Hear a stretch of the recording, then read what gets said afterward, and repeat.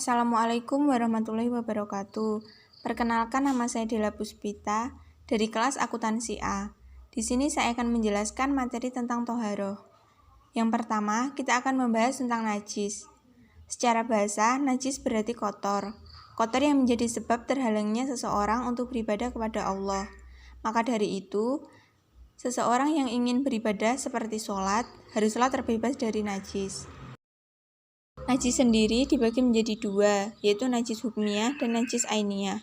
Yang pertama, najis hukmiyah, yaitu najis yang sudah tidak terlihat bendanya. Yang kedua, najis ainiyah, yaitu najis yang masih tampak nyata jelas, baik warnanya, baunya, atau masih tercium pekat, atau rasanya.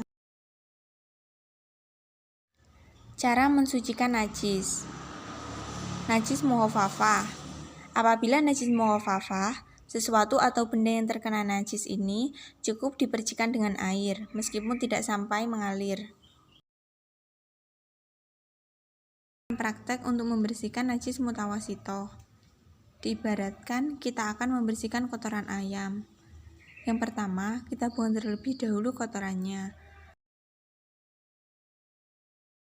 Kemudian disucikan dengan air hingga hilang warnanya, baunya, dan rasanya.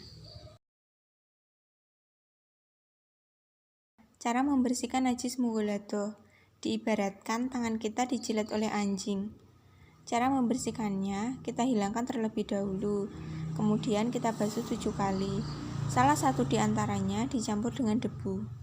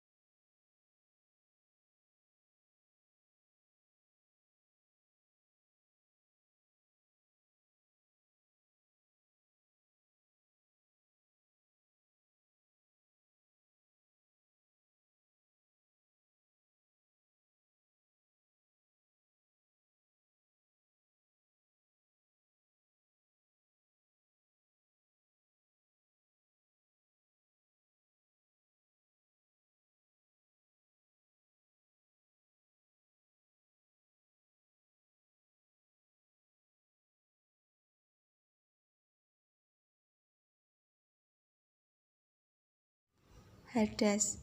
Pengertian hadas. Hadas adalah segala sesuatu yang dapat menyebabkan batalnya wudhu atau tayamum, sehingga menyebabkan tidak sahnya sholat. Macam-macam hadas. Yang pertama, hadas kecil. Hadas kecil adalah hadas yang dapat disucikan dengan wudhu atau tayamum. Penyebab hadas kecil ialah buang air kecil, buang air besar, buang angin, tidur tidak dengan duduk tegak, atau menyentuh kemaluan tanpa alas. Kedua, hadas besar.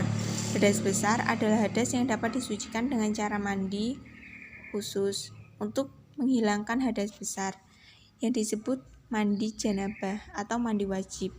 Apabila tidak dapat menggunakan air, mandi wajib ini boleh diganti dengan tayamum. Istinja. Pengertian istinja.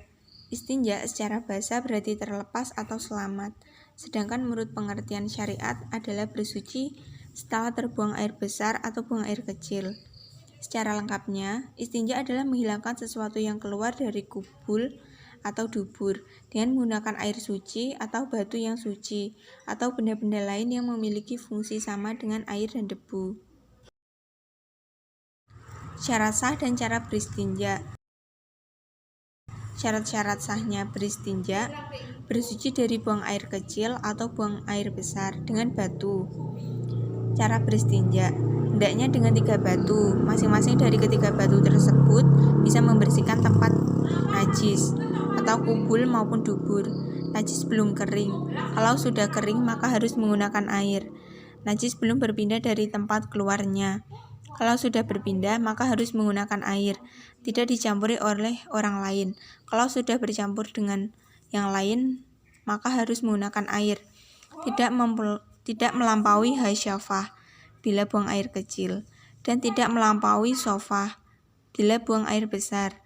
Kalau sudah melampaui dua batas itu, maka harus menggunakan air. Najis tidak terkena air. Kalau terkena air, maka harus diteruskan dengan menggunakan air. Harus dengan batu yang suci.